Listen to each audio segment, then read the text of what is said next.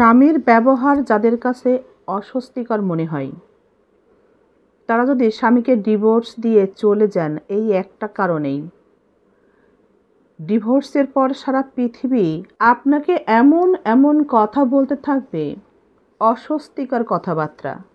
কিছু শুনতে পাবেন, কিছু শুনতে পাবেন না। আপনজনও বলবে, পরলোকেও বলবে। যে কর্মস্থলে কাজ করবেন তারাও বাঁকা চোখে তাকাবে, আমরা যত কথাই বলি না কেন। কিন্তু যদি আপনি নির্লজ্জ হন, তাহলে পৃথিবীতে আপনি সব থেকে বেশি ভালো থাকতে পারবেন। কিন্তু যদি আপনি নির্লজ্জ না হন, যদি ওই কষ্টটাই আপনাকে সব থেকে বেশি কষ্ট দিয়ে থাকে, স্বামীর ব্যবহার আপনার সহ্য হয় না, আপনি কষ্ট পান। কারণ কিছু স্বামীরা আছে ওই যে কারণে অকারণে স্ত্রীর সাথে দুর্ব্যবহার করে, কোনো কারণ ছাড়া করে। আবার অনেক স্বামীরা আছে প্রয়োজনে কাছে টানে, তখন ভালো ব্যবহার দেয়, একটু সময় বাদেই আবার দুর্ব্যবহার শুরু করে। এই ধরনের কষ্ট অনেক মেয়ে সহ্য করতে পারে না, তখন বন্ধু মহলে আলোচনা করে, বান্ধবী মহলে আলোচনা করে সেই কথাগুলো। কি করব, এই সমস্যা তো আমি কোনোভাবেই মেটাতে পারছি না, নিতে পারছি না। অনেক সময় বোনের সাথে আলোচনা করে, মা বাবার বাড়িতে রাগ করে অনেক সময় চলে যায়, গিয়ে সেখানে গিয়ে আপনি মায়ের সাথে বাবার সাথে আলোচনা করছেন। আচ্ছা, মায়ের বাড়িতে যাচ্ছেন, পকেটে যে টাকা নিয়ে যান প্রতিনিয়ত, সেটা কার টাকা? স্বামীর টাকা। স্বামীর টাকা ব্যাগে ভরে, স্বামীর টাকা ড্রেস পরে বাবার বাড়িতে যান। সেখানে গিয়ে নিজের টাকা খরচ করেন, বাবার বাড়ি থেকেও কিছু খরচ করে, সব মিলিয়ে আপনি সেখান থেকে হাসি খুশি মনে বা শ্বশুর বাড়ি স্বামীর বাড়িতে ব্যাক করেন। নিজের টাকা খরচ করেন বিধায় আপনি এই সুখটা অনুভব করতে পারেন, বাবার বাড়ির শান্তিটা উপলব্ধি করতে পারেন। বিয়ের পরেও মনে হয় যে বাবার বাড়িতে অনেক সুখ, বিয়ের আগে ভালো ছিল না, এখন আরও বেশি সুখ। ওই যে পাশে স্বামী আছে তাই এটা মনে হয়। কারণ স্বামীর টাকাটা আপনার মানিব্যাগে ভর্তি করা, আপনার পার্সের মধ্যে কিন্তু টাকা ভরে নিয়েই আপনি বাবার বাড়িতে যান। সেখানে গিয়ে খরচ করেন, বাবা মাও খুব খুশি থাকে, মেয়ে আমার অনেক সুখী আছে সেটা চিন্তা করে। তখন বাবার বাড়িতে সুখ অনুভব করা যায়, মনে হয় অনেক বেশি সুখ। কিন্তু টাকা ছাড়া যেয়ে দেখবেন বাবার বাড়িতে, বুঝতে পারবেন যে কতটা অভাব সেখানে আছে। যখনই আপনার কাছে টাকা থাকবে না, তখন বাবার বাড়ির অভাবটাও বুঝতে পারবেন। বাবা মা সবসময় বিয়ের আগে চিন্তা করে মেয়েরা কিভাবে ভালো থাকবে, কিভাবে সুখে থাকবে। তেমন একটা টাকাওয়ালা, ভালো উপার্জন ক্ষমতাবান একটা ছেলে বা পুরুষের সাথে মেয়েকে বিয়ে দেয়, মেয়ে যেন সেই ঘরে সুখে শান্তিতে থাকে। তাই যখন আপনি সুখে থাকবেন, তখন বাবা মায়ের মুখেও হাসি থাকবে, ভাই বোনের মুখেও হাসি থাকবে। যখন আপনি কষ্টের কথা বলবেন, তখন তারা আপনার সান্ত্বনা দেওয়ার জন্যে আপনার পক্ষে দু কথা বলবে। তার অর্থ এই নয় আপনি সেই সুখের আশায় বাবার বাড়ির সুখের কথা চিন্তা করে আপনি স্বামীকে ডিভোর্স দিয়ে চলে যাবেন। এটা হবে আপনার জন্য মারাত্মক ভুল। বর্তমান সময়ে ডিভোর্সটা এত পরিমাণে বেড়ে যাচ্ছে, আমরা অনেকেই অন্যকে দেখেও অতি বেশি উৎসাহিত। ডিভোর্স অমুকে দিয়েছে, তমুকে দিয়েছে, ডিভোর্স দিয়েছে এবং ভালো আছে, কই তাদের কোনো জীবনে সমস্যা নাই। আবার দ্বিতীয় বিয়েও করেছে, দ্বিতীয় বিয়ে করার পর স্বামী অনেক বেশি ভালোবাসে, অনেক বেশি ভালোবাসে, প্রথম স্বামীর থেকেও বেশি ভালোবাসে। দ্বিতীয় বিয়ে করলে সমস্যা কোথায়?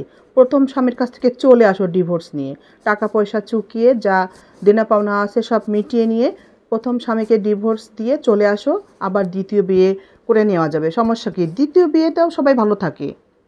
কিন্তু দ্বিতীয় বিয়েতেও দেখবেন 5-6 বছর যেতে না যেতে সেখানেও ঝুট ঝামেলা তৈরি হয়। কিছু মেয়ে মানিয়ে নেয়, ওভাবেই কষ্ট করে, কাউকে শেয়ার করে না, লজ্জায় বলতে পারে না, কারণ দ্বিতীয় বিয়ে। আবার অনেকে সেখান থেকেও বের হয়ে আসে। যারা প্রচার করি আমরা এটা, দ্বিতীয় বিয়েতে ভালো আছি, দ্বিতীয় বিয়েতে ভালো আছি, এটা বলে প্রমোট করা, ডিভোর্সটাকে প্রমোট করা, যে সবাই আমাদের কাতারে এসে দাঁড়াও, আমরা ডিভোর্সি, তুমিও আসো আমাদের সাথে, তোমরাও ডিভোর্স দিয়ে দাও। এ ধরনের পুরুষের সাথে সংসার করো না, পুরুষদেরকে লজ্জা দাও এভাবে। হ্যাঁ, এটা একটা সমাজে এখন এভাবেই চলছে, সাহসী হচ্ছে মেয়েরা। এভাবেই আমরা অনেকেই দেখে শিখছি, ডিভোর্স দেওয়াটা নিজের জন্য সহজ করে নিচ্ছি। আবার অনেকে মা বাবা ভাই বোন বন্ধু বান্ধবদের কাছ থেকে উৎসাহ নিয়ে উৎসাহিত হয়ে ডিভোর্স দিয়ে স্বামীর কাছ থেকে বের হয়ে আসছি, যে এত খারাপ সম্পর্কের সাথে থেকে আমার মানসিকতা, আমার জীবনটা নষ্ট করতে চাই না। এভাবে ডিভোর্স দিয়ে বের হয়ে আসার পর যে সমস্যাটা আপনার জীবনে আসবে, সেই সমস্যায় আপনার পাশে কেউ থাকবে না। আপনার বিপদের দিনে আপনি ডিভোর্সে একটা মেয়ে যখন বের হয়ে আসবেন, তখন আপনার পাশে কেউ থাকবে না। কিছু মানুষ থাকবে, সেটা অনেক বয়সের হতে পারে, কম বয়স হতে পারে আপনার থেকে, আবার আপনার থেকে বেশি বয়স, এমনকি 70, 60, 80 বয়সের মানুষও হতে পারে। আপনাকে নিয়ে সবাই খেলবে, আপনার ব্রেন নিয়ে খেলবে। তখন আপনার ডিভোর্স হয়ে গেলে আপনার ব্রেন নিয়ে, আপনার সময় নিয়ে, মস্তিষ্ক নিয়ে খেলা করবে। আপনাকে অনেকে পেতে চাইবে, কেউ ফ্রি পেতে চাইবে, কেউ ভোগ করতে চাইবে। আপনার জীবনের নিশ্চয়তা তখন থাকবে না। তখন বাবা মা চিন্তা করবে আপনার এই যে ভুলটা করলেন আপনি জীবনে, তার সমাধান কি। তখন পরবর্তী জীবনের মতামতটা আপনাকেই দিতে হবে, কি সিদ্ধান্ত আপনি এখন নিতে চান। আপনার ভাইও আপনাকে সময় দিবে না, বাইরে কোথাও নিয়ে যাওয়ার জন্য আপনার সঙ্গ দিবে, সেটাও দিতে পারবে না, কারণ তার পরিবার আছে, তার সন্তান আছে, তার কাজ আছে। আপনার বাবা মায়ের বয়স হয়েছে, তারাও আপনাকে সময় দিতে পারবে না। আপনার সন্তান যদি থেকে থাকে, ঠিক সেই সন্তানকে অনেকের বুদ্ধি পরামর্শে বাবার কাছে রেখেই চলে আসলেন। যখন স্বামীকে ডিভোর্স দিয়ে সন্তানের পিতার কাছে রেখে চলে আসবেন, আসার 2-5 দিন পরে দেখবেন আপনি হাসতে হাসতে আসবেন, কারণ আশেপাশে যখন আপনার সাপোর্টের লোক আছে, আপনি চিন্তা করছেন অনেক লোক আছে আপনাকে তারা সাহস দিচ্ছে, তারা আপনার পাশে থাকবে। একটা ডিভোর্স কখনো হয় না পাশে যদি কোনো লোক সাহস না যোগায়, এটা মানতে হবে, বাস্তব কথা এটা এবং সত্য। একটা মেয়ে তখনই ডিভোর্স দিতে সাহস পায় তার স্বামীকে, যখন তাকে কেউ উৎসাহ দেয়, তাকে কেউ সাহস যোগায়, তখনই সে সেই সম্পর্ক থেকে বেরিয়ে আসার সাহস পায়। কিন্তু বের হয়ে আসার পরে সে দেখবে, আপনি যদি এই কাজ করে থাকেন, দেখবেন 2-5 দিনের মধ্যে আপনার আশেপাশে কোনো লোক নাই। যারা থাকবে, হয় তারা আপনাকে পেতে চাইবে ভোগ করার জন্যে, আপনাকে নিরাপত্তাহীন অবস্থায় এই পৃথিবীতে বেঁচে থাকতে হবে। যদি আপনি নির্লজ্জ হন, তাহলে ডিভোর্সের পরও আপনার জীবনটা ভালো কাটবে।